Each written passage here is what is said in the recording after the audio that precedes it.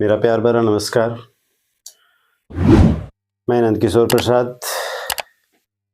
आज हम लोग नाउन में आगे चलेंगे, आगे के रूल्स को पढ़ेंगे और आज का जो रूल्स होने वाला है वो बड़े ही मज़ेदार, बहुत ही इंटरेस्टिंग और बहुत ही इम्पॉर्टेंट होने वाला है। इसलिए आप लोग वीडियो स्किप कर ना देखिएगा, क्योंकि अगर ज़रा सा भी स्किप करेंगे ना एक भी रूल्स में, एक भी एग्जाम्पल्स में, तो आपको समझ में नहीं आएगा। इसलिए आप अपने भविष्य को देखते हुए, फ्यूचर को देखते हुए, फ्यूचर के एग्जामिनेशन को देखते हुए आज के रूल्स को, आज के वीडियो को आप बिना स्किप किए हुए देखेंगे, ठीक है? तभी जाकर आपको सारे रूल्स की सारी बातें, उसका सारा कंसेप्ट अच्छे से समझ में आ पाएगा। वीडियो स्किप करने से होता क्या है कि आप इम्पॉर्टेंट पार्ट्स को मिस कर देते हैं,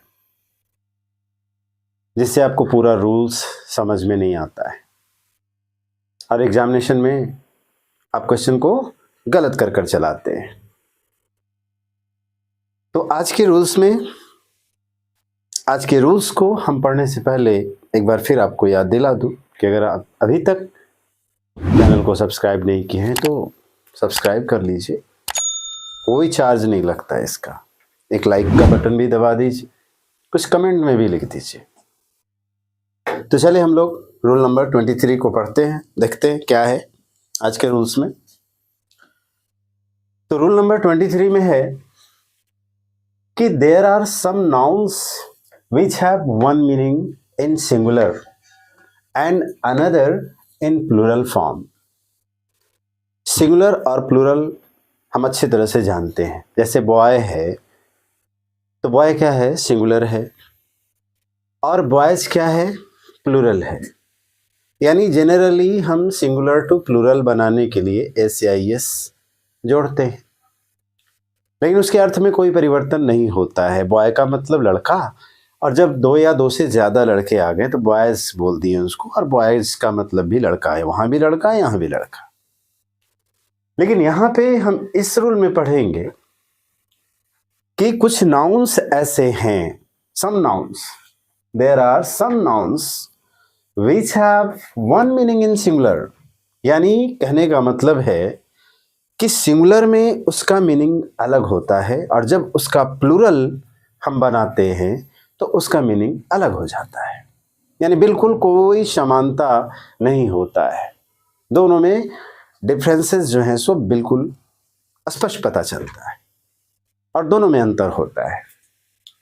जैसे यहां देखें कि एक वर्ड लिखे हैं वुड, और इसको अगर प्लूरल बनाना हो तो हम इसमें एस लगाकर क्या कर देते हैं? प्लूरल बना देते हैं, ठीक है? अब यहां वुड हो गया और यहां पे वुड्स हो गया, तो दोनों के मतलब बिल्कुल अलग अलग हैं। इसलिए हम स्पष्ट लिखे हैं कि वन मीनिंग इन सिंगुलर, यानी सिंगुलर में अलग मीनिंग होगा उसका मीनिंग, और प्लूरल में अलग मीनिंग होगा। यहां इस वुड का क्या मतलब है? तो इस वुड का मतलब है लकड़ी, ठीक है? और इस वुड्स का क्या मतलब हो गया? जंगल। तो दोनों में अंतर है ना। एक वुड का मतलब लकड़ी हो रहा है, और इसमें एस लगाकर अगर इसे हम प्लूरल बनाए हैं तो इसका मतलब क्या हो जाता है? पूरा जंगल हो जाता है। उसी तरह से आयरन है, तो आयरन मतलब हम क्या जानते हैं? लोहा, लोहा जानते हैं, और इसमें एस लगा दी तो ये प्लूरल हो गया, तो इसका मतलब क्या हो गया? जंजीरें। दोनों में अंतर है ना। यहाँ सिंगुलर में अलग मीनिंग आ रहा है और प्लूरल में अलग मीनिंग आ रहा है। उसी तरह से स्पेक्टेकल है, तो स्पेक्टेकल्स मीन्स क्या हो गया? दृश्य। अगर ये सिंगुलर है तो सिंगुलर में इसका मीनिंग क्या आ गया? दृश्य। और अगर ये प्लूरल हो गया, एस लग गया इसमें और ये प्लूरल हो गया तो इसका मतलब क्या हो गया? स्पेक्टिकल्स मीन्स क्या होता है? चश्मा। स्पेक्टिकल्स मीन्स चश्मा। चूंकि चश्मा में 2 ग्लास होता है इसलिए हम उसको स्पेक्टिकल्स बोलते हैं, ठीक है, स्पेक्टिकल नहीं बोल सकते। तो स्पेक्टिकल्स का मतलब क्या हो गया? दृश्य। और स्पेक्टिकल्स उसमें अगर एस लगा हुआ है, प्लूरल है, तो उसका मतलब क्या हो गया? चश्मा हो गया। अब उसी तरह से सराउंडिंग को देखते हैं कि सराउंडिंग का मतलब क्या होता है। तो यहां पे एक है सराउंडिंग और दूसरा है सराउंडिंग्स, ठीक है। तो सराउंडिंग उसी तरह से पीपल है, पीपल्स है, यहाँ वर्क है और वर्क्स है, ठीक है। इस पे हम बहुत सारा एग्जाम्पल भी दिए हैं। तो ये जो भी इसमें रूल नंबर 23 में जो भी वर्ड्स लिखे हुए हैं, ये सारे वर्ड्स बहुत ही फेमस वर्ड्स हैं और अक्सर ये वर्ड्स जो है सो इस वर्ड्स से रिलेटेड क्वेश्चन जो है, इस यानी जो भी क्वेश्चन एग्जाम में कॉमन एरर आता है या ग्रामर का किसी पार्ट से क्वेश्चन आता है तो ये वर्ड्स जरूर रहते हैं। यानी उसमें पार्ट में क्या प्रॉब्लम होता है कि प्रॉब्लम ये होता है कि उड और उड्स लिखा हुआ रहता है। हम एग्जाम्पल में बताएंगे, हमने बहुत सारा एग्जाम्पल यहाँ 6-7 एग्जाम्पल मैंने अलग से निकाला है, इसको दिया है। तो यहाँ पे हम क्या देख रहे हैं कि दोनों वर्ड अलग अलग है, एक सिंगुलर है और एक प्लूरल है। सिंगुलर में मीनिंग उसका अलग है और प्लूरल में मीनिंग उसका बिल्कुल अलग है, ठीक है। अब बस उसका यूज समझना है कि कहाँ पे। अब जैसे एक सेंटेंस है, यहाँ पे लिखे हैं the lion lives in the wood oblique woods. यहाँ पे दोनों वुड का यूज किए हैं, एक वुड है और एक वुड्स है। एक सिंगुलर में यूज किए हैं और एक प्लूरल में यूज किए हैं। अब हमें यहाँ डिसाइड करना है कि कौन सा वुड या इस सेंटेंस के लिए सुटेबल है, वुड है या वुड्स है। यहाँ पे वुड सही होगा या वुड्स सही होगा। तो हम अगर जानते रहेंगे, ये दोनों सिंगुलर प्लूरल का मीनिंग जानते रहेंगे तो हम एग्जाम में कभी भी गलत नहीं करेंगे, ठीक है। तो यहाँ पे हम देखते हैं कि द लायन लिव्स यानी शेर रहता है। शेर कहाँ रहता है? लकड़ी में रहता है या जंगल में रहता है? तो जवाब क्या आएगा कि जंगल में रहता है। यानी यहाँ पे वुड्स सही होगा और यहाँ पे वुड्स क्या हो जाएगा? गलत हो जाएगा। क्लियर है? क्लियर है ना? The lion lives in the woods यानी शेर जंगल में रहता है, ना कि शेर लकड़ी में रहता है। तो यहाँ पे वुड नहीं होगा, क्या होगा? वुड्स होगा, ठीक है। तो जनरली हम जानते हैं कि वुड है, वुड शब्द आता है। अगर एक सेंटेंस लिखा हुआ है the lion lives in the wood, तो उस समय मेरे माइंड में अगर नहीं रहेगा या हम इसके बारे में नहीं जानते रहेंगे तो एग्जाम में हम गलत नहीं पकड़ पाएंगे, एरर नहीं पकड़ पाएंगे। तो यानी हम वुड को भी जान रहे हैं और वुड्स को भी जान रहे हैं कि वुड का मतलब सिंगुलर फॉर्म में लकड़ी होता है और वुड्स का मतलब प्लूरल फॉर्म में जंगल होता है। तो हम कभी भी गलत नहीं कर पाएंगे, ठीक। तो यहाँ पे the lion lives in the क्या होगा? वुड्स होगा, ना कि वुड होगा।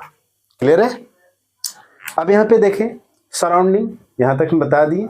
सराउंडिंग मतलब क्या होता है? घिरा हुआ, ठीक है, किसी चीज से घिरा हुआ। और इस सराउंडिंग्स का क्या मतलब होता है मालूम है? तो यहाँ पे सराउंडिंग और सराउंडिंग्स देख रहे हैं कि एक सराउंडिंग है और दूसरा क्या है? सराउंडिंग्स है।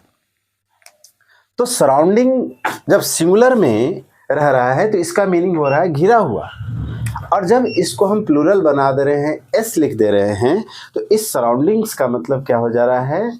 वातावरण। क्लियर है? तो दोनों का मतलब बिल्कुल अलग अलग है, एक घिरा हुआ और एक वातावरण, दोनों में अंतर है। तो हमें ध्यान देना है कि कहाँ पे सराउंडिंग का यूज होगा और कहाँ पे सराउंडिंग्स का। तो सेंटेंस का जो डिमांड होगा, अगर सराउंडिंग का डिमांड होगा तो वहाँ पे हम सराउंडिंग रखेंगे, और अगर सराउंडिंग्स का डिमांड होगा तो हम बिल्कुल सराउंडिंग्स रखेंगे। उसी तरह से पीपल है, तो पीपल मतलब क्या होता है? लोग। पीपल का मतलब लोग। और पीपल्स है, अगर उसमें एस लग गया तो ये प्लूरल हो गया, ठीक है। अगर ऐसे तो पीपल ऑलरेडी प्लूरल है, ठीक है। तो लेकिन हम अगर एस या यस लगाकर देखते हैं कि एस जिसमें लग गया वो प्लूरल हुआ और जिसमें एस नहीं लगा हुआ है वो सिंगुलर है। ठीक है, तो अगर पीपल है तो इसका मतलब लोग, और पीपल्स है तो इसका मतलब होता है राष्ट्र के लोग, यानी सारे राष्ट्र के लोग, सारे राष्ट्र के लोग। क्लियर है? उसी तरह से वर्क है तो वर्क मतलब क्या होता है? जॉब। वर्क मतलब जॉब या काम। ठीक है, और इस वर्क्स का मतलब क्या होता है? कृतियां। इस वर्क्स का मतलब क्या हो गया? कृतियां। ठीक है, तो यहां पे हम देखें कि जितने भी हम फेमस वर्ड्स लिखे हैं जो बिल्कुल सिंपल भी हैं, हर लोग इनको इन सारे वर्ड्स को सुनते हैं, लिखते हैं, और एग्जामिनेशन में भी ये सारे वर्ड्स क्वेश्चन के रूप में देखने को मिलता है, क्वेश्चन के किसी पार्ट में मिलता है। तो हमें इसको समझना होगा। देखने में तो आसान लग रहा है लेकिन इसे हमें समझना होगा।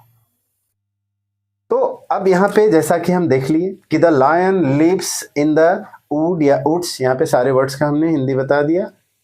कुछ छूटा तो नहीं छूटा। ठीक है, कोई दिक्कत होगी समझने में तो आप कमेंट बॉक्स में जरूर लिखेंगे। तो यहाँ पे फर्स्ट में क्या है? The lion lives in the wood या वुड्स। तो लायन कहाँ रहता है? यहाँ वुड की बात हो रही है और वुड्स की बात हो रही है, तो हम यहाँ पे क्या लिखेंगे? वुड्स लिखेंगे, ना कि वुड लिखेंगे। क्लियर है? क्योंकि यहाँ पे हिंदी क्या हो जाएगा भाई? The lion lives in the wood, मतलब शेर जो है, लायन जो है, वह लकड़ी में रहता है। ये तो न सुनने में अच्छा लग रहा है, ना ऐसा सुनने को कभी मिला है। तो शेर कहाँ रहता है भाई? तो वुड्स में, जंगल में रहता है। उसी तरह से सेकंड सेंटेंस को अगर हम देखें तो द वुड्स इज या आर, इज के बाद ऑब्लिक है, यानी या तो यहाँ पे इज होगा और नहीं तो आर होगा। तो हम पहले के रूल्स में पढ़ चुके हैं कि सिंगुलर सब्जेक्ट रहेगा तो उसके साथ सिंगुलर वर्ब, और प्लूरल सब्जेक्ट रहेगा तो उसके साथ प्लूरल वर्ब का यूज करते हैं। सब्जेक्ट वर्ब का ये एग्रीमेंट है। क्लियर है? तो the woods is oblique are lovely dark and deep, ये पूरा सेंटेंस है।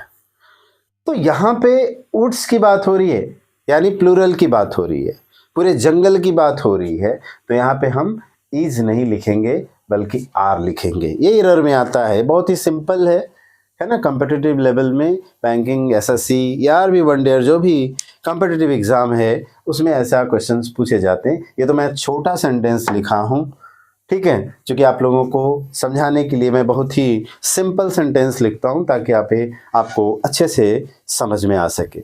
अगर ये सेंटेंस उससे बहुत भी बड़ा होगा ना तो आपको एरर थोड़ा ही से पार्ट में, एक ही पार्ट में होगा, ना कि पूरे सेंटेंस में होगा। हाँ, आपको पढ़ना पूरे सेंटेंस को होगा। तो यहाँ पे हम देखें क्या कि the woods is oblique are lovely dark and deep. तो यहाँ लवली डार्क डीप में तो कोई एरर है नहीं। और यहाँ पे देख रहे हैं कि वुड्स है तो प्लूरल है, यानी पूरे जंगल की बात हो रही है, तो यहाँ पे इज नहीं बल्कि क्या होगा? आर होगा, क्योंकि प्लूरल सब्जेक्ट के साथ कैसा वर्ब? Plural verb. क्लियर है? थर्ड सेंटेंस में देखें कि द सराउंडिंग ऑब्लिक सराउंडिंग्स।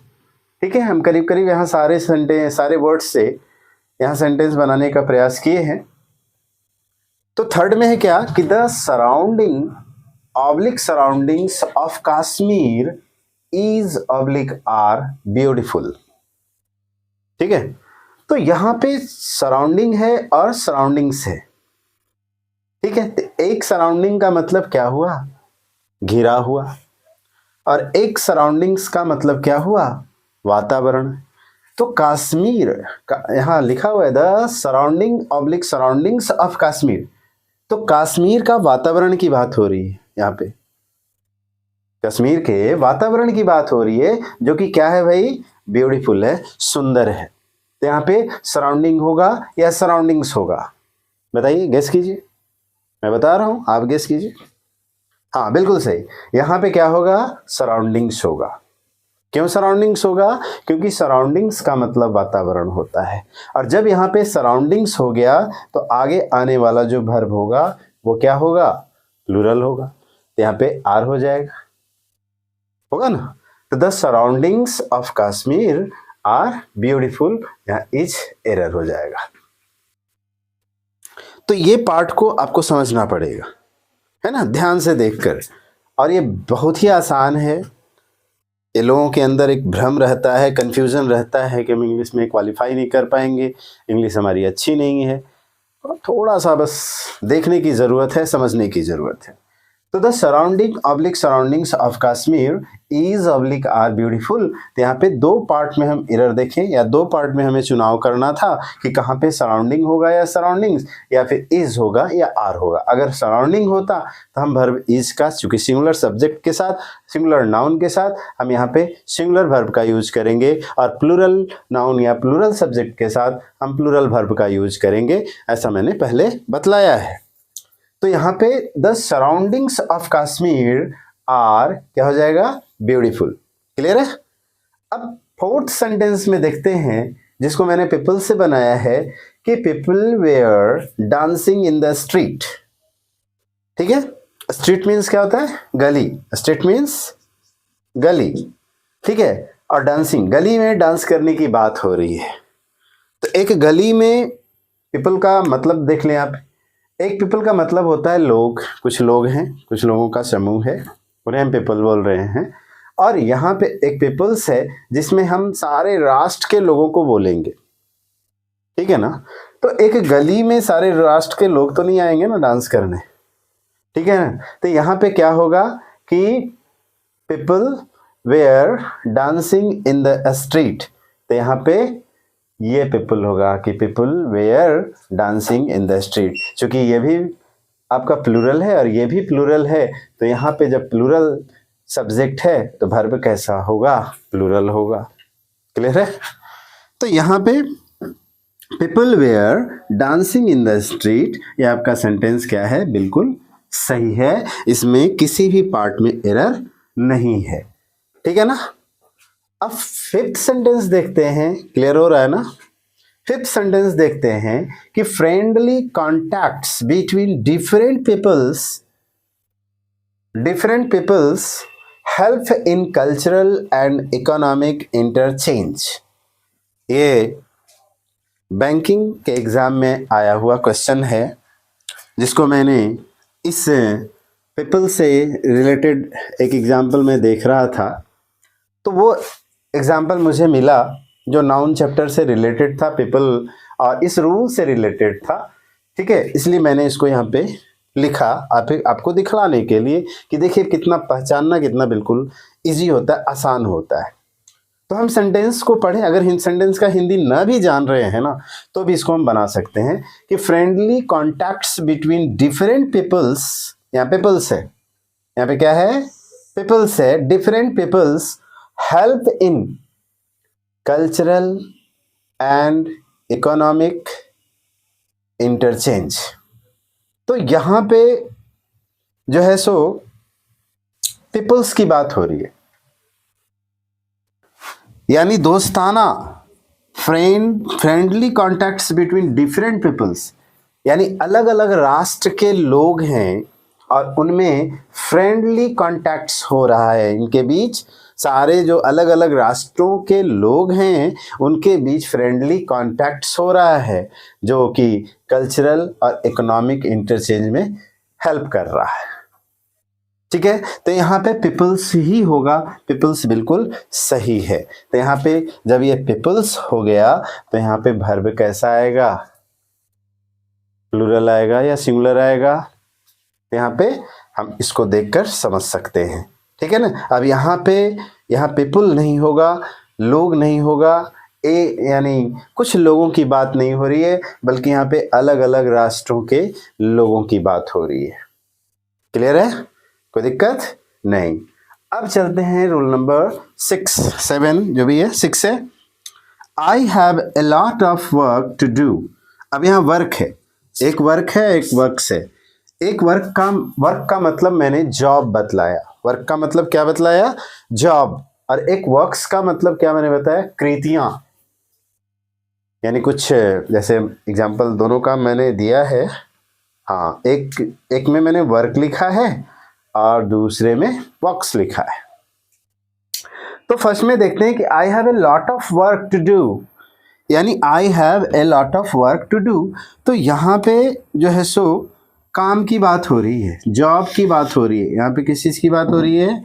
यहाँ जॉब की बात हो रही है या काम की बात हो रही है, ठीक है। और यहाँ पे the works of Shakespeare have been appreciated by all, ठीक है, अप्रिसिएटेड बाय ऑल। तो यहाँ पे शेक्सपियर का वर्क्स की बात हो रही है, यानी शेक्सपियर की कृतियाँ, शेक्सपियर की रचनाएं, ठीक है, उन रचनाओं की बात हो रही है, उन कृतियों की बात हो रही है। इसलिए यहाँ पे हम वर्क नहीं लिखेंगे, वर्क्स लिखेंगे। अगर एग्जाम में रहेगा कि the work of Shakespeare have been appreciated by all, तो हम पहचान खट से जाएंगे कि वर्क मतलब तो जॉब होता है, काम होता है। तो यहाँ तो शेक्सपियर की कृतियों की बात हो रही है, तो इसलिए यहाँ पे द वर्क ऑफ शेक्सपियर नहीं बल्कि द वर्क्स ऑफ शेक्सपियर का हम यूज करेंगे। तो इस तरह से हम सेंटेंस को आसानी से समझ पाएंगे, बना पाएंगे, अगर हम रूल्स को अच्छे से समझ रहे रहेंगे, उस पर प्रैक्टिस किए रहेंगे, बहुत सारे सेंटेंसेस को देखे रहेंगे, अच्छे से समझे रहेंगे। तो हमें तो लगता है कि आपको पूरा ये अच्छे से समझ में आ गया होगा। फिर भी अगर इसमें कोई प्रॉब्लम कहीं पे भी, किसी भी पार्ट में, किसी भी वर्ड में, किसी भी सेंटेंस में आपको अगर प्रॉब्लम लगता हो तो आप कृपया कमेंट में लिखें। मैं उसे देखता हूँ कैसे समझाऊंगा, समझाने का फिर से प्रयास करूंगा दूसरे तरीके से। अब जो है सो रूल नंबर 24 चलते हैं, रूल नंबर 24 पढ़ते हैं। उससे पहले मैं आपको बता दूं, एक बार वीडियो लाइक जरूर कर दी, ठीक है, इसमें कोई चार्ज नहीं लगता है, थोड़ा सा मेहनत की जरूरत है। तो रूल नंबर 24 जो है वो कंपाउंड नाउन से है। कैसा noun?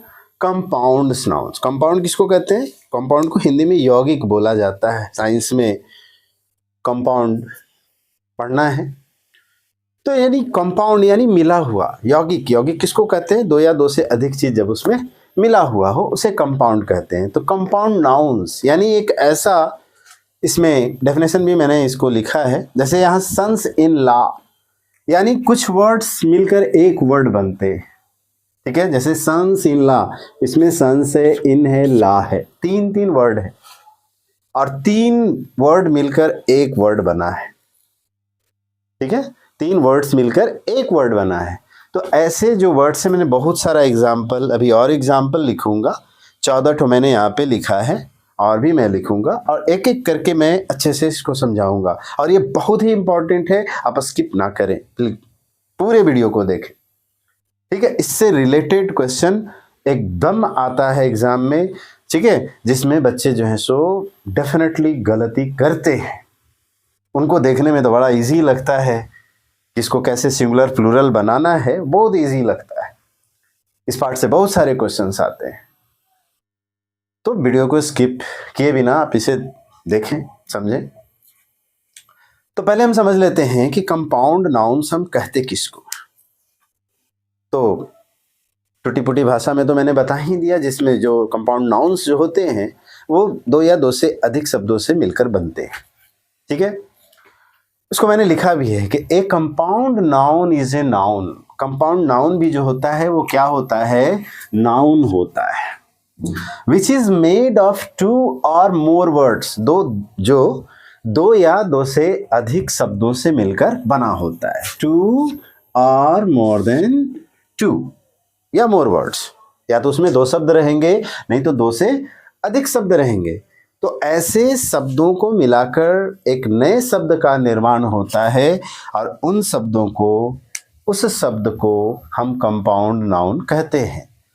In order to make compound noun plural, यानी कंपाउंड नाउन को प्लूरल बनाने के लिए क्या करते हैं? वी हैव टू ऐड, उसमें हमें जोड़ना पड़ता है, उसमें ऐड करना पड़ता है। क्या ऐड करना पड़ता है? या तो हम एस उसमें ऐड कर उसका प्लूरल बनाते हैं। मेनली ये रूल जो है सो कंपाउंड नाउन को हम कैसे प्लूरल बनाते हैं, इस चीज को हमें समझना है। तो यहाँ पे in order to make compound noun plural we have to add S, ES, IES, यानी ये तीन वर्ड्स हैं जिनको जोड़कर हम कंपाउंड नाउन को प्लूरल बनाते हैं। क्लियर है? So simple. To the root words, और ये एस, ईएस और IES, यहीं पे कंफ्यूजन है। इसको आप बेहतरीन ढंग से समझेंगे, शानदार ढंग से समझेंगे कि आखिर SES और IES हम ऐड कहाँ पे करेंगे। जैसे हम ये सन इन ला है, सन इन ला है, सन इन ला एक वर्ड है, ठीक है ना। तो सन इन ला एक वर्ड है और ये बहुत ही फेमस वर्ड है। तो अब इस कंपाउंड नाउन को, ये सन इन ला क्या है, कंपाउंड नाउन है, CN, ठीक है ना, कंपाउंड नाउन है। अब इस कंपाउंड नाउन को हमें प्लूरल बनाना है। तो जनरली तो हम यही जानते हैं ना कि जो वर्ड होता है, वर्ड के अंत में एस या ES या IES जोड़ देते हैं तो वो कंपाउंड नाउन बन जाता है, हम यही जानते हैं। लेकिन यहाँ पे बड़ा ही इंपॉर्टेंट चीज है समझना कि हम एस या ES या IES जोड़ेंगे कहाँ। तो सन्स इन ला कहेंगे या सन इन लॉज कहेंगे। यहाँ पे हम एस यहाँ पे जोड़ेंगे या यहाँ पे जोड़ेंगे या दोनों जगह पे जोड़ेंगे। किस वर्ड में, सन में जोड़ेंगे या ला में जोड़ेंगे। तो यहाँ पे लिखा हुआ क्या है भाई, रूट वर्ड्स। रूट वर्ड्स किसको कहते हैं, यानी जो इसमें मेन शब्द है, सन इन ला में जो मेन शब्द है। तो यहाँ पे सन इन ला में मेन शब्द क्या है, सन है, इसलिए हम सन में एस लगाएंगे। तो सही क्या होगा, सन्स इन लॉ सही होगा। या सन्स इन लॉ जो होगा सो बिल्कुल क्या होगा, गलत होगा। या सन्स इन लॉ भी लिखेंगे तो गलत होगा। उसी तरह से ब्रदर इन लॉ, इसका रूट वर्ड क्या है, ब्रदर है, तो ब्रदर में हम एस लगाएंगे, ना कि ब्रदर इन लॉज लिखेंगे, ये बिल्कुल गलत होगा। उसी तरह से कमांडर इन चीफ, तो कमांडर इन चीफ में रूट वर्ड क्या है, मेन वर्ड क्या है, कमांडर है ना, कमांडर है। चीफ तो मुखिया हो गया, ठीक है। तो कमांडर इन चीफ, तो यहाँ कमांडर जो है सो रूट वर्ड है, इसलिए कमांडर में एस लगेगा, तो कमांडर्स इन चीफ, ठीक है। उसी तरह से पासर बाई, पासर बाई अक्सर एग्जाम में आता है, आपको देखने को भी मिला होगा। किसी भी प्रैक्टिस सेट को आप उठाकर देख ले तो 10-20 प्रैक्टिस सेट में प्रैक्टिस करते समय आपको कहीं ना कहीं मिल जाएगा पासर बाई। तो पासर बाई में अब हम यहाँ पासर बाईज लिखेंगे। अगर ऐसे लिख दे पासर बाईज, तो ये क्या हो जाएगा, गलत हो जाएगा। ये बिल्कुल गलत हो जाएगा। क्या हो लगेगा, इसका रूट वर्ड क्या है, पासर है ना। पासर मतलब क्या, गुजरने वाला, ठीक है ना। तो पासर, जो लोग गुजर रहे हैं ना उनको पासर बाई, ठीक है। तो पासर यहाँ तो क्या हो जाएगा, पासर जो है सो रूट वर्ड है, और इस रूट वर्ड में हम एस लगाकर इसको हम प्लूरल बनाएंगे, तो हमेशा क्या सही होगा, पासर्स बाईज सही होगा। उसी तरह से ऑन लुकर्स, ऑन लुकर्स किसको कहते हैं, जो लोग कहीं एक जगह बैठकर लोगों को आते जाते देखते रहते हैं ना, उन्हें हम ऑन लुकर्स बोलते हैं। तो यहाँ पे जो है सो लुकर मेन वर्ड है, लुकर देखने वाले, ठीक है ना। तो लुकर मेन वर्ड है, इसलिए लुकर में हम एस लगाएंगे। यहाँ ऑन्स लुकर नहीं होगा, जब भी होगा तो ऑन लुकर्स होगा। इसको आप याद कर लेंगे, समझ लेंगे, ये इंपॉर्टेंट है, बहुत ही इंपॉर्टेंट है। उसी तरह से नेक्स्ट वर्ड है मेड सर्वेंट्स। ये दोनों नाउन है, मेड भी नाउन है, सर्वेंट भी नाउन है। ये दोनों अलग अलग होगा, अलग अलग इसका अगर हमें प्लूरल बनाना होगा तो मेड का मेड्स बनाएंगे, सर्वेंट का सर्वेंट्स बनाएंगे। लेकिन ये कंपाउंड नाउन के रूप में अगर रहेंगे तो हम यहाँ पे रूट वर्ड यानी मेड सर्वेंट का रूट वर्ड क्या है, सर्वेंट है। तो सर्वेंट में हम एस लगाएंगे, सर्वेंट्स हो जाएगा। उसी तरह से स्टेप डाउटर, स्टेप डाउटर में रूट वर्ड क्या है, डाउटर है, तो सिर्फ रूट वर्ड में एस लगेगा, डाउटर्स हो जाएगा। तो मेड स्टेप डाउटर्स हो जाएगा। क्लियर है।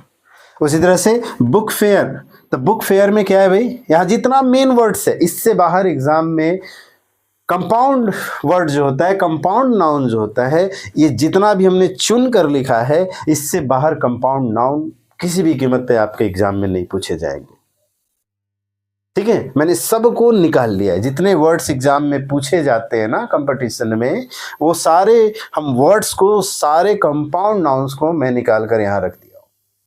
आपको फिर परेशान होने की जरूरत बिल्कुल नहीं होगी। तो यहाँ पे बुक फेयर मीन क्या होता है? पुस्तक मेला। ये बहुत ही फेमस वर्ड है। तो यहाँ पे बड़ा कंफ्यूजन लगता है कि बुक तो इसमें मेन वर्ड है, रूट वर्ड है, लेकिन यहाँ पे बुक रूट वर्ड नहीं है, मेन वर्ड नहीं है, बल्कि फेयर मीन्स क्या होता है? मेला। तो फेयर जो है सो रूट वर्ड है, इसलिए फेयर में एस लगेगा, तो क्या होगा? हमेशा बुक फेयर्स होगा, ना कि बुक्स फेयर। बुक्स फेयर कभी नहीं।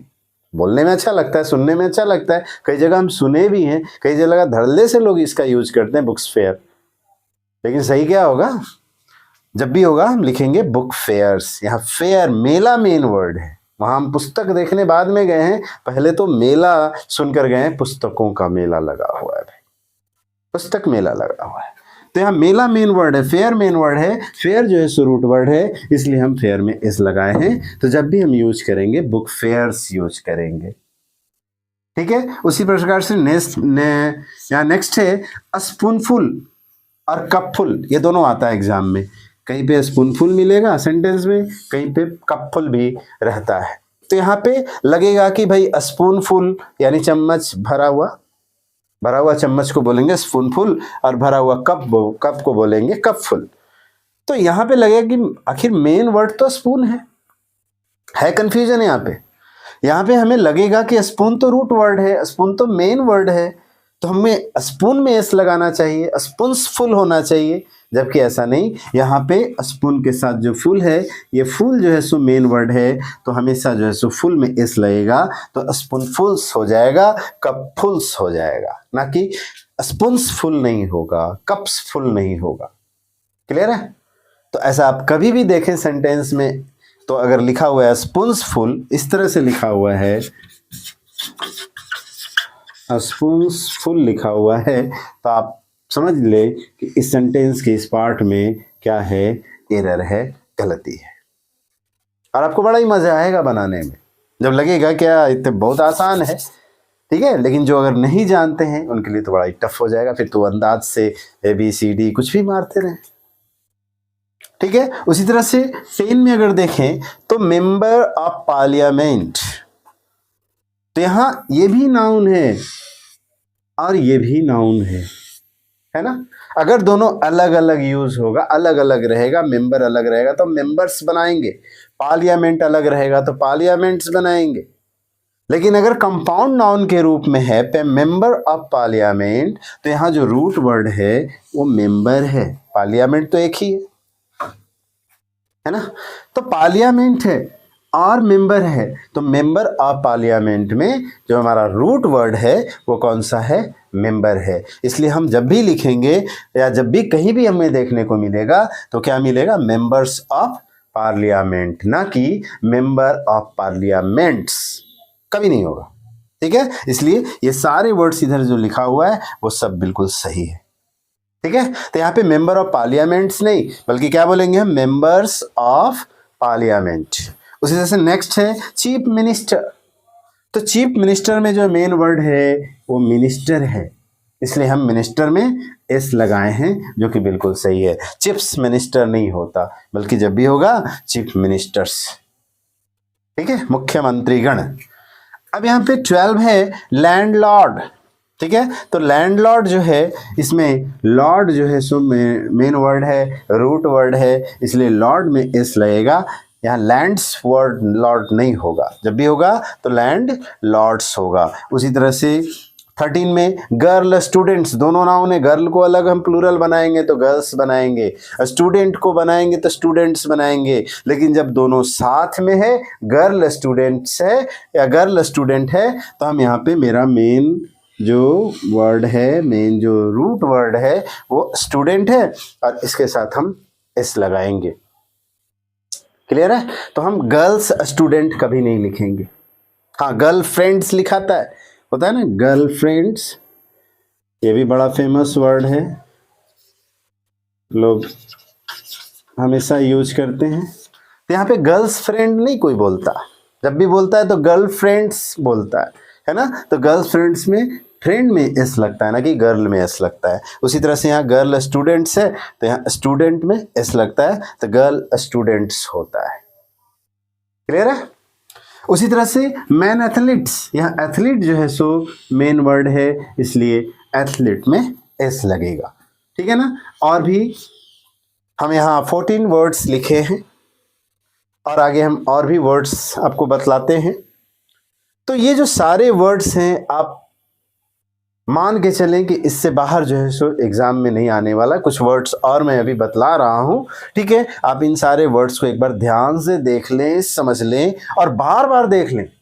इससे क्या होगा कि ये सारे वर्ड्स आपके दिमाग में बैठ जाएंगे और एकदम स्पष्ट इससे रिलेटेड अगर क्वेश्चन आएगा तो इन वर्ड्स में से कोई ना कोई वर्ड्स आपको एग्जाम्पल में देखने को मिल जाएगा। ये सारे फेमस वर्ड्स हैं, इनसे ज़्यादा यूज़ नहीं होता, ठीक है। तो अब हम लोग आगे देखते हैं। तो यहाँ पे मेन एथलीट्स, ठीक है, उसके बाद मेन सोल्जर्स, उसके बाद वीमेन सोल्जर्स। तो यहाँ पे और भी कंपाउंड नाउन्स है जिसको हम प्लूरल बनाए हैं, ठीक है।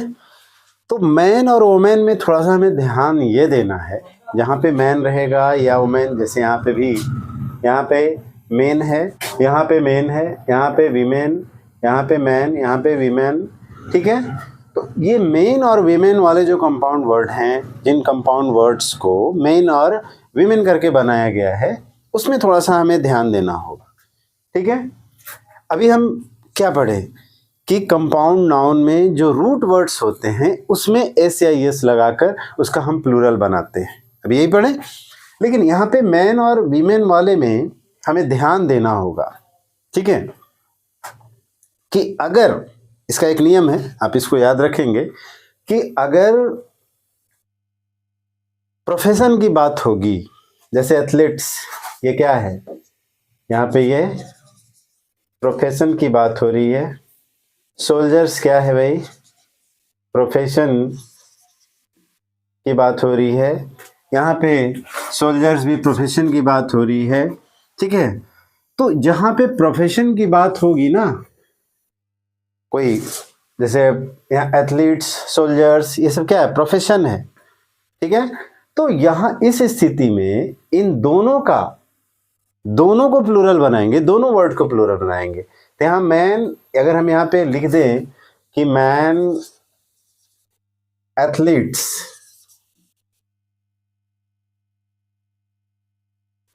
मैन एथलीट्स लिख दें तो ये क्या होगा, गलत होगा। ये बहुत इंपॉर्टेंट है एग्जाम के लिए, बहुत ही ज़्यादा, क्योंकि यहाँ पे कंफ्यूजन होता है कि मैन एथलीट्स होगा या मेन एथलीट्स होगा। तो यहाँ पे चूंकि ये एथलीट्स और सोल्जर्स जो है सो प्रोफेशन है, व्यवसाय है, ठीक है, इसलिए ये दोनों वर्ड जो होगा, यहाँ मैन को भी हम प्लूरल बनाएंगे और एथलीट को भी प्लूरल बनाएंगे। मेन को भी यहाँ बनाए हैं और सोल्जर्स को भी बनाए हैं, ठीक है। उसी तरह से यहाँ वुमेन को भी बनाए हैं, ठीक है, और सोल्जर को भी बनाए हैं। लेकिन अब यहाँ देखिए कि मैन हेटर, तो यहाँ पे रूट वर्ड जो है सो हेटर है। रूट वर्ड जो है सो, मेन वर्ड जो है सो क्या है, हेटर है। और हेटर जो है so not a profession, not profession, ये प्रोफेशन नहीं है, ये व्यवसाय नहीं है, किसी से नफरत करने का ये प्रोफेशन नहीं होता। तो मैन हेटर्स, तो यहाँ पे मेन वर्ड जो है सो हेटर है, इसलिए इसमें हेटर में एस लगेगा, मैन में नहीं लगेगा। यानी मैन को प्लूरल हम नहीं बनाएंगे, यहाँ पे सीधे हम हेटर को प्लूरल बनाएंगे। उसी तरह से यहाँ वोमेन हेटर्स, तो सिर्फ हम हेटर को प्लूरल बनाएंगे, ना कि वोमेन को हम प्लूरल बनाएंगे। क्लियर है? यानी मैन और वुमेन से जो कंपाउंड नाउन बनेंगे उसको अगर हमें प्लूरल बनाना होगा तो हमें ये ध्यान देना होगा कि मैन और वुमेन के साथ जो वर्ड्स आएंगे वो अगर कोई वर्ड्स ऐसा वर्ड्स है जो प्रोफेशन के लिए यूज किया जाता है, यानी वो प्रोफेशन है, उसका व्यवसाय है, तो वहाँ पे हम उस दोनों कंपाउंड वर्ड में जो दोनों नाउन यूज हुआ है उन दोनों नाउन को हम प्लूरल बनाएंगे, जैसे कि यहाँ हमने किया। और अगर वो प्रोफेशन नहीं होगा तो जो मेन वर्ड होगा, जो रूट वर्ड होगा, हम उसमें एस या एस लगाकर या उसका जैसे भी प्लूरल बनता होगा हम उसको सिर्फ प्लूरल बनाएंगे, रूट वर्ड को बनाएंगे। जैसे यहाँ पे हम वोमेन हेटर्स और मैन हेटर्स में सिर्फ हम हेटर को प्लूरल बनाए हैं, इसमें सिर्फ हम एस या यस जो भी जोड़ना होगा हम इसमें जोड़ेंगे, रूट वर्ड में जोड़ेंगे, ना कि मैन और वुमेन में जोड़ेंगे। क्लियर है? अब यहाँ पे देखते हैं बेडरूम, ये भी कंपाउंड नाउन है। यहाँ एक वर्ड है बेड, अगर ये अकेले रहेगा और इसे प्लूरल बनाना होगा तो हम बेड्स करेंगे। रूम अलग रहेगा, रूम का प्लूरल बनाना होगा तो रूम्स करेंगे। लेकिन जब दोनों साथ में आए हैं, बेडरूम आया है ना, तो बेडरूम को अगर प्लूरल बनाना होगा तो हम यहाँ बेड्स रूम नहीं, रूम्स नहीं लिख सकते। अगर हम इसे लिख दें बेड रूम्स तो ये बिल्कुल गलत हो जाएगा। अगर हम लिख दें बेड्स रूम तो ये भी गलत हो जाएगा। यानी जब भी लिखाएगा तो क्या लिखाएगा? Bed rooms लिखाएगा। ठीक है, तो ये बेडरूम सही है, यानी इसका रूट वर्ड जो है सो क्या है? बेड है। उसी तरह से बुक सेल्फ्स, ठीक है, तो यहाँ सेल्फ में हम एस लगाएंगे, सेल्फ्स करेंगे ना कि बुक्स करेंगे। ठीक है, उसी तरह से मैन ऑफ वार है तो यहाँ पे मैन में हम मैन को प्लूरल बनाकर इसको मेन करेंगे। तो ये सारे जो वर्ड्स हैं, इतना ये बहुत ही फेमस वर्ड्स हैं, इनको मैंने क्वेश्चंस से निकाला है। ठीक है, और ये अक्सर एग्जाम में इन सारे वर्ड से रिलेटेड, कंपाउंड नाउन से रिलेटेड सिंगुलर प्लूरल में कंफ्यूजन कराकर क्वेश्चन में ये सेट रहते हैं। आप बहुत ही आसानी से इसको पहचान सकते हैं अगर आप इस रूल्स को अच्छे से समझ गए हैं। क्लियर है? अब हम लोग आगे चलते हैं रूल नंबर 25 में, नाउन्स एंड जेंडर्स। ठीक है, ये बेसिक चीज़ है। ठीक है, ये स्कूल्स के बच्चों के लिए है, लेकिन इसमें एक पार्ट कॉमन है। ठीक है, इससे एग्ज़ाम, कॉम्पिटिटिव एग्ज़ाम में क्वेश्चंस आते हैं। यानी ये जो नाउन और जेंडर है, जैसे हम जानते हैं कि ये 4 तरह के होते हैं। एक मैस्कुलिन होता है, फेमिनिन जेंडर होता है, न्यूटर जेंडर होता है और एक कॉमन जेंडर होता है। मैस्कुलिन जेंडर में हम जानते हैं कि बॉय, फादर, ब्रदर ये सब आते हैं। फेमिनिन जेंडर में आपकी मदर, आंटी, सिस्टर, इटीसी ये सब आ जाएंगे। न्यूटर जेंडर भी हम जानते हैं, टेबल, पेन, चेयर, इटीसी आ जाएंगे। लेकिन ये जो कॉमन जेंडर है ना, ये इम्पॉर्टेंट है, ये बहुत ही ज़्यादा इम्पॉर्टेंट है। ठीक है, इससे रिलेटेड जो है सो कॉम्पिटिटिव एग्जाम में क्वेश्चन पूछे जाते हैं। तो कॉमन जेंडर में हम ये पहले भी पढ़ चुके हैं कि टीचर जो है सो कॉमन जेंडर है, स्टूडेंट जो है सो कॉमन जेंडर है, डॉक्टर जो है सो कॉमन जेंडर है, सोल्जर जो है सो कॉमन जेंडर है।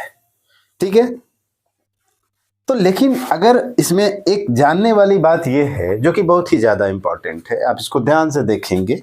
ठीक है, अब यहाँ पे हम कुछ वर्ड लिखे हैं। एक वर्ड लिखे हैं सोल्जर, एक वर्ड लिखे हैं सर्वेंट, एक वर्ड लिखे हैं ड्रेस और एक वर्ड लिखे हैं शूज। ये 4 वर्ड्स लिखे हैं आपको समझाने के लिए। अब यहाँ पे इन सारे वर्ड्स को अगर क्लेरिफाई करनी पड़े, जैसे अगर हम बोले सोल्जर, तो सोल्जर से तो पता नहीं चलता है कि वो मेल है या फीमेल है। ठीक है, मैन है या वुमेन है, पता नहीं चलता क्योंकि ये कॉमन जेंडर है। लेकिन अगर हमें क्लेरिफाई करनी हो कि वो मैन सोल्जर है या वुमेन सोल्जर है या लेडी सोल्जर है, ठीक है, तो अगर या मेल है या फीमेल है, ठीक है, मैन है, वुमेन है, कुछ भी हमको क्लेरिफाई करना हो कि भाई वो सोल्जर का जो है सो जेंडर क्या है। ठीक है ना, तो यहाँ पे हम एक ऐसा लिख सकते हैं, एक मैंने लिखा है मैन सोल्जर, इसको आप अच्छे से समझेंगे क्योंकि ये बहुत ही इंपॉर्टेंट है एग्जाम के लिए। एक में मैंने लिखा क्या, मैन सोल्जर। ठीक है, जिससे पता चलता है कि वो सोल्जर जो है सो पुरुष है। क्लियर है?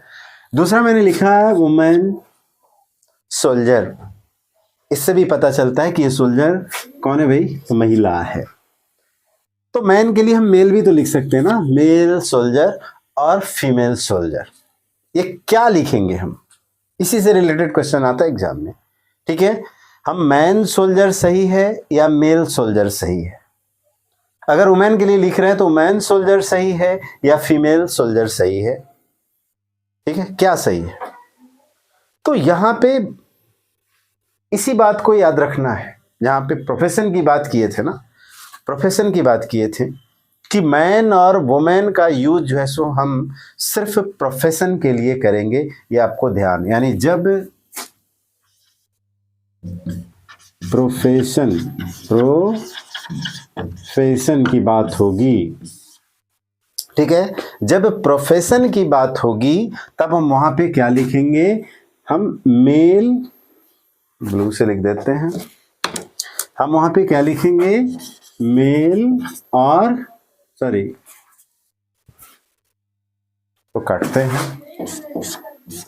यहां पे हम क्या लिखेंगे, मैन और वुमेन लिखेंगे। क्लियर है। जब प्रोफेशन के, तो सोल्जर क्या है, ये प्रोफेशन है, सोल्जर क्या है, प्रोफेशन है, किसी का ये रोजी रोटी है, व्यवसाय है, ठीक है।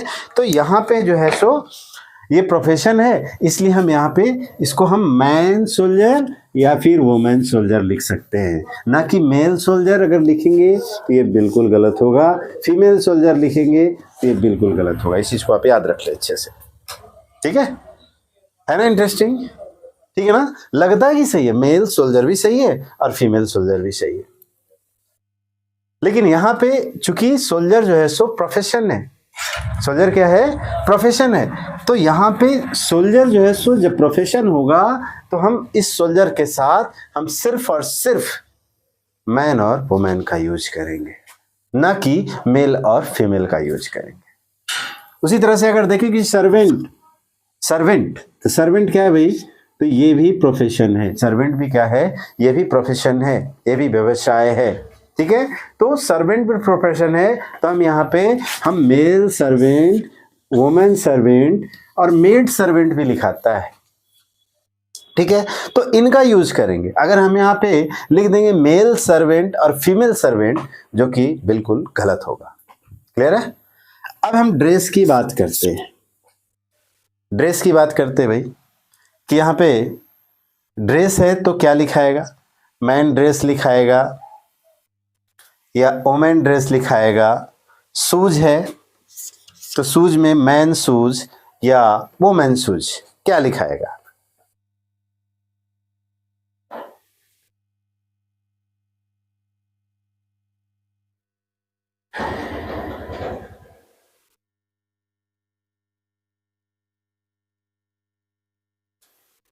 तो यहाँ पे हम ड्रेस की बात कर रहे थे, एक ड्रेस की बात कर रहे थे और शूज की बात कर रहे थे। तो ड्रेस क्या प्रोफेशन है, आप खुद से सोचिए, क्या ड्रेस प्रोफेशन है, बिल्कुल नहीं प्रोफेशन है, ठीक है। तो ड्रेस जो है सो और शूज जो है सो ये प्रोफेशन नहीं है, इसलिए यहाँ पे हम मैन ड्रेस और वुमेन ड्रेस अगर लिखते हैं, मैन ड्रेस और वुमेन ड्रेस लिखते हैं, तो ये क्या हो जाएगा मेरा, बिल्कुल गलत हो जाएगा। यहाँ पे क्या लिखाएगा, मेल ड्रेस, मेल ड्रेस जो है सो मेरा सही होगा, और यहाँ पे मेल ड्रेस या फिर फीमेल ड्रेस, ये मेरा सही होगा, ये भी सही है, ठीक है। उसी तरह से यहाँ शूज जो है सो कोई प्रोफेशन नहीं है, तो शूज जब प्रोफेशन नहीं है तो मैन शूज भी नहीं होगा और वुमेन शूज भी नहीं होगा, क्या होगा, मेल शूज और फीमेल शूज, ठीक है। क्लियर है। तो आगे बात समझ में, यानी जब हम प्रोफेशन की बात करेंगे वहां पे हम मैन और वुमेन का यूज करेंगे, और जहां पे प्रोफेशन की बात नहीं होगी वहां पे हम मेल और फीमेल का यूज करेंगे। क्लियर है। तो ये बहुत ही इंपॉर्टेंट रूल्स हैं, छोटी छोटी बातों को हम जो है सो ध्यान से अगर हम देखें तो बड़ा बड़ा क्वेश्चन जो है आराम से हम एग्जामिनेशन में सॉल्व कर सकते हैं, जरा भी हमें कठिनाई नहीं होगी अगर हम माइंड में बैठा लें। ये कितना इंपॉर्टेंट है आप खुद से सोच कर देखें कि अगर मेल सोल्जर लिखा हुआ है तो क्या आप सोच भी पाएंगे कि वहाँ पे मैन सोल्जर होना चाहिए, अगर आप ये रूल को नहीं जान रहे, बिल्कुल नहीं सोच पाएंगे। आपको लगेगा कि मेल सोल्जर ये तो ठीक सही है, क्योंकि सोल्जर भाई कॉमन नाउन है ना, या कॉमन जेंडर है, तो वहाँ पे मेल की बात हो रही है, यानी क्लियरिफाई किया जा रहा है कि सोल्जर कैसा भाई, तो मेल है, ये सोल्जर कैसी है भाई, तो फीमेल है। आ रही बात समझ में? जबकि ये गलत है। क्या होना चाहिए? मैन अ सोल्जर और वुमेन सोल्जर, क्योंकि सोल्जर जो है सो क्या है? प्रोफेशन है। तो चलिए हम लोग अब आगे रूल्स में देखते हैं, आगे की ओर आगे का रूल्स देखते हैं। आज हम नाउन को बिल्कुल फिनिश कर देंगे, ख़त्म कर देंगे। नाउन का बिल्कुल आज लास्ट क्लास है। हम लोग बहुत दिन से नाउन को पढ़ रहे हैं और करीब करीब मैंने सारे रूल्स को कवर कर लिया है ना? तो आप इसको हमेशा रिवीजन अवश्य करते रहे, ठीक है? चलिए अब हम लोग आगे देखते हैं। तो अब हम लोग आगे की ओर चलते हैं, देखते हैं नेक्स्ट रूल्स। अब हम लोग नाउन्स एंड केसेस के बारे में जानेंगे, ठीक है? कि नाउन एंड केसेस में क्या क्या होता है। ये भी बेसिक चीज़ है, लेकिन चूंकि ये नाउन चैप्टर से ही रिलेटेड है, नाउन की ही बातें, इसलिए मैंने सोचा कि चलो आप लोगों को मैं बतला ही देता हूँ। तो ये नाउन हैज़ 4 केसेस, ठीक है? Noun has 4 cases. ऐसे कारक, जिसको कारक बोलते हैं, कारक तो बहुत सारे होते हैं, लेकिन यहाँ पे ए नाउन हैज़ 4 केसेस मैंने लिखा, जिसका हम यूज करते हैं ग्रामर में, ठीक है ना? तो सबसे फर्स्ट है नॉमिनेटिव केस। इस नॉमिनेटिव केस को हम सब्जेक्टिव केस के रूप में भी जानते हैं, सब्जेक्टिव केस के नाम से भी जानते हैं, ठीक है? और इसे पहचानने आना चाहिए, है ना? तो नॉमिनेटिव केस और सब्जेक्टिव केस एक ही चीज होता है, ठीक है? कुछ लोग नॉमिनेटिव केस के रूप में जानते हैं इसको और कुछ लोग सब्जेक्टिव केस के रूप में जानते हैं। तो हम ये नॉमिनेटिव केस और सब्जेक्टिव केस कहते किसको हैं वो देख लें कि when a noun is used as the subject, यानी जब किसी नाउन का यूज सब्जेक्ट के रूप में होता है। सब्जेक्ट मतलब कर्ता, यानी काम को करने वाला। एक सेंटेंस है जिसमें कोई काम हो रहा है और उस काम को करने वाला सब्जेक्ट कहलाता है, कर्ता कहलाता है, करने वाला। तो when a noun is used as a subject, it is said to be in the nominative case. अगर किसी नाउन का subject, when a noun is used, जब किसी नाउन को हम यूज करते हैं सब्जेक्ट के रूप में, यानी कर्ता के रूप में, तब हम उस सब्जेक्ट को नॉमिनेटिव केस कहेंगे कि वो सब्जेक्ट जो है सो किस केस में है? नॉमिनेटिव केस में है। क्लियर है? जैसे एग्जाम्पल में देखते हैं कि Ram did the work, Ram ने इस काम को किया, राम ने इस काम को किया। तो यहां पे काम को करने वाला कौन है? राम है। तो ये राम जो है सो यहां पे क्या हो गया? ये सब्जेक्ट है, इसलिए इसको हम नॉमिनेटिव केस या फिर सब्जेक्टिव केस कहेंगे। क्लियर है ना? सब्जेक्ट के रूप में वहां यूज हुआ है राम। उसी तरह से honesty is the best policy, तो यहाँ पे भी देख रहे हैं कि ऑनेस्टी जो है यहाँ पे नॉमिनेटिव केस के रूप में या सब्जेक्टिव केस के रूप में यूज हुआ है। यानी कहने का मतलब ये है कि जिस नाउन का प्रयोग हम सब्जेक्ट के रूप में करते हैं उस नाउन को हम जो है सो नॉमिनेटिव केस या फिर सब्जेक्टिव केस के नाम से जानते हैं, ठीक है? दूसरा है ऑब्जेक्टिव केस। ये ऑब्जेक्ट से बना, ऑब्जेक्टिव केस। तो when a noun is used as the object, यानी जब किसी नाउन का यूज जो है ऑब्जेक्ट के लिए होता है, ऑब्जेक्ट के रूप में होता है, तो it is said to be in objective case. बहुत सारे स्टूडेंट को एक सेंटेंस से सब्जेक्ट, ऑब्जेक्ट, वर्ब, एडवर्ब पहचानने में बहुत कठिनाई होती है। तो कारण बस ये होता है कि उनके पास बेसिक जानकारी नहीं होती। अब सपोज कीजिए कि यहाँ पे कोई कॉम्पिटिटिव लेवल का स्टूडेंट मेरे वीडियो को देख रहा है, ठीक है? अगर उसको हम बेसिक चीज़ बता रहे हैं, नाउन में बता रहे हैं, काइंड्स ऑफ नाउन बता रहे हैं, ठीक है ना, कि proper noun, common noun, collective noun, ठीक है, ये सारी चीज़ बता रहे हैं, तब वो स्टूडेंट क्या सोचेगा कि अरे ये तो बच्चा वाला चीज़ बता रहे हैं, जबकि उन्हें खुद नहीं पता, ठीक है? वो खुद डिफ्रेंशिएट नहीं कर पाते हैं कि कौन सा नाउन प्रॉपर है, कौन सा कॉमन है, कौन सा कलेक्टिव है, ठीक है ना? तो इसलिए कोई भी चीज़ छोटा नहीं होता है ना? हमें बेस से ही सीखना चाहिए और नीचे से ही जो है सो आगे की ओर बढ़ना चाहिए, ताकि हम पुख्ता जानकारी हासिल कर सके। तो यहाँ पे पहचानने आना चाहिए कि एक सेंटेंस में ऑब्जेक्टिव केस अगर मैं पढ़ा रहा हूँ और ऑब्जेक्टिव केस का यूज कर रहा हूँ, तो आपको पता होना चाहिए कि ऑब्जेक्टिव केस होता क्या है। तो उस समय ये इसकी आवश्यकता होती है, तो इसलिए इसको समझ ले कि when a noun is used as the object, जब एक नाउन का उपयोग ऑब्जेक्ट के रूप में होता है तो it is said to be in objective case, तब हम उस नाउन को हम क्या कहेंगे कि ऑब्जेक्टिव केस में हो। जैसे एग्जाम्पल देखें कि आई हेल्प्ड प्रिया इन हर वर्क, यानी मैंने प्रिया की मदद की उसके काम में, ठीक है। तो यहाँ पे चूंकि मदद करना आपका क्या है, काम हो रहा है, यहाँ क्या काम हो रहा है, मदद करने का काम हो रहा है। इस काम को कर कौन रहा है, आई कर रहा है, ठीक है ना। तो आई जो है सो क्या है, सब्जेक्ट है, करता है, ठीक है। काम को करने वाला कौन होता है, कर्ता होता है, सब्जेक्ट होता है। तो आई यहाँ सब्जेक्टिव केस में है या फिर इसको नॉमिनेटिव केस में कहेंगे। लेकिन यहाँ पे जो है प्रिया जो है ये ऑब्जेक्ट है, प्रिया क्या है, ऑब्जेक्ट है। तो इसलिए यहाँ पे ये जो है सो ऑब्जेक्टिव केस में ये नाउन, प्रिया क्या है, नाउन है, प्रिया क्या है, नाउन है। और ये किस केस में है, तो ऑब्जेक्टिव केस में है। क्लियर है।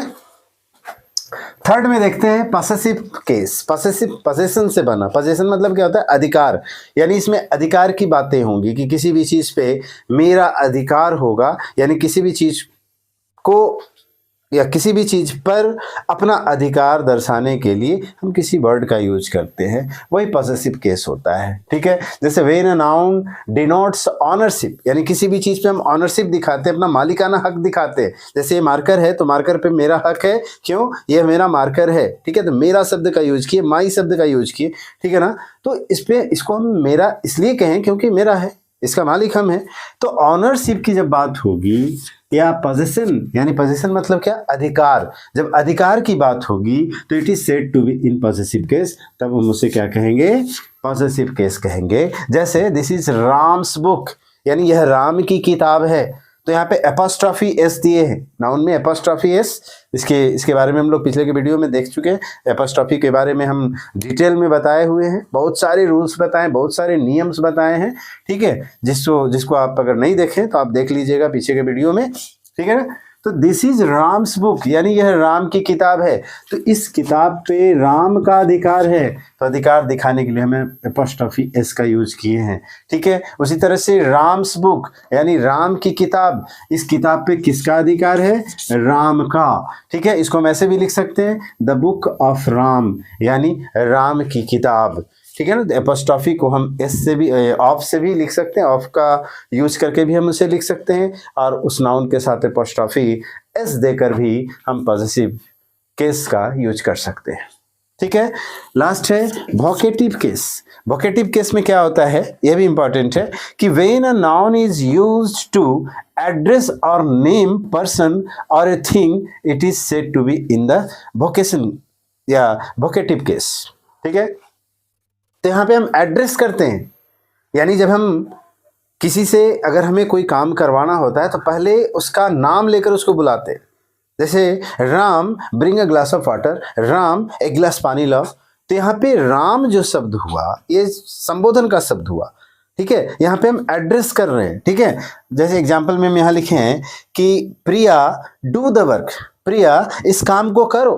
तो पहले हम यहाँ संबोधन दिए हैं, पहले यहाँ पे हम एड्रेस किए हैं, ठीक है। या तो हम नाम लेकर उसको पुकारे या किसी भी वर्ड से उसको पुकारे। तो यहाँ पे प्रिया जो है सो क्या है, एक नाउन है। प्रिया क्या है, नाउन है, जो किस केस में है, वोकेटिव केस में है, बीसी, ठीक है। उसी तरह से यहाँ सेकंड सेंटेंस में देखें कि प्रिया डिड द वर्क, यानी प्रिया ने इस काम को किया, ठीक है। तो यहाँ पे हम संबोधित नहीं कर रहे, ये कंप्लीट एक सेंटेंस हो गया, जिस सेंटेंस को यानी काम को करने वाली कौन है, प्रिया है। तो यहाँ पे प्रिया वोकेटिव केस यहाँ नहीं है, प्रिया यहाँ पे क्या है, सब्जेक्टिव केस है, या फिर इसको हम बोलेंगे नॉमिनेटिव केस, ठीक है, जो कि हम पहला में बताए, नॉमिनेटिव केस या सब्जेक्टिव केस। यानी अगर संबोधन के रूप में किसी का नाम लेकर पहले उसके बाद हम उससे कोई काम कर रहे हैं तो वो जो केस होगा वो वोकेटिव केस होगा, ठीक है। और यहाँ पे चूंकि ये काम करने वाली कौन है, प्रिया है,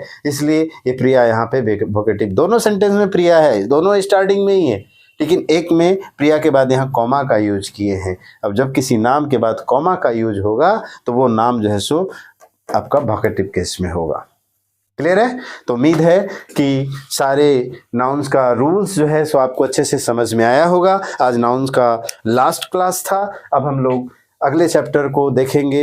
1-2 दिन बाद मैं वीडियो डालूंगा, डिसाइड करूंगा कि कौन सा चैप्टर। संभवतः मैं प्रोनाउन स्टार्ट करूंगा, जिसको मैं बेसिक से लेकर एडवांस लेवल तक बताऊंगा। एक एक रूल्स को बताऊंगा, आपको अच्छे से समझाने का कोशिश करूंगा, जिसमें मैं ढेर सारा एग्जाम्पल दूंगा और सिंपल एग्जाम्पल दूंगा, जिससे आपको समझने में सहूलियत हो। ठीक है, तो आज के लिए बस इतना ही। धन्यवाद। अगर अभी तक आप मेरे वीडियो को सब्सक्राइब नहीं किए हैं, मेरे चैनल को सब्सक्राइब नहीं किए हैं, वीडियो को लाइक नहीं किए हैं, तो चैनल को सब्सक्राइब कर दे, वीडियो को लाइक कर दे और बेल आइकन पे क्लिक करके ऑल का बटन दबा दे और कमेंट जरूर कुछ ना कुछ करें। धन्यवाद।